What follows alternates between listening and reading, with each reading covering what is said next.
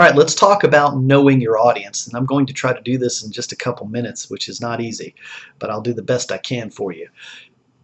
Biggest tips on knowing your audience. One, if you are called upon by someone to give a speech, and ordinarily when you're doing public speaking, someone's asked you. And so one of the things that you can do is find out from them, well, who am I talking to? So number one, try to figure out in advance who you are talking to. Number two, if you are talking to a specific group of people, that is, and I'm going to use teenagers on the one hand, and I'm going to use lawyers on the other hand as sort of a clear distinction.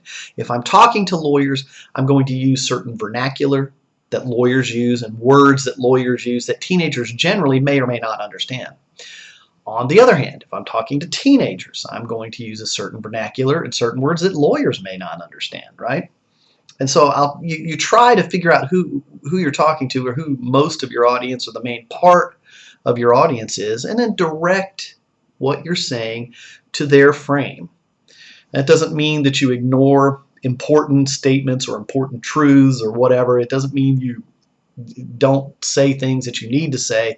It just means that you put it in a way that makes it easier for your audience to relate to what you're saying and to understand what you're saying. Now, here's the big issue, because those really aren't that hard to figure out, okay? Lawyers, whoops, this is always hard when I'm doing this with my hands on the video. Lawyers over here, teenagers over here, right?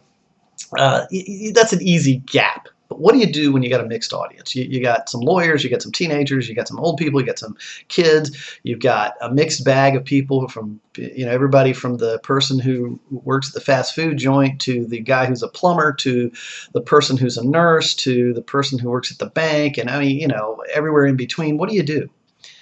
This is what I've always done.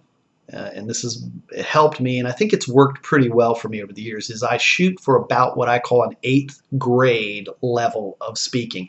What do I mean by that?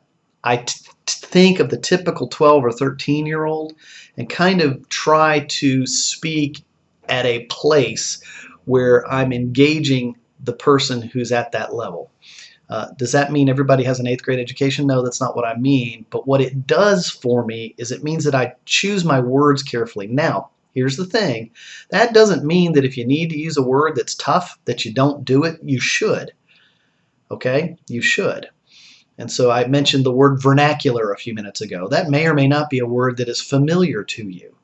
Well, if it isn't, you're going to need to look it up, right? But I'm still going to use a word like that here and there because I have to appeal to the folks who have large vocabularies, but I also want to appeal to as many people as possible if I have a mixed audience. And so 8th grade level for mixed audience, if the audience is pretty much one group, then figure as much out about them as you can and then try to communicate to them in their language, as it were, in the manner of speaking and the way they would expect to hear you.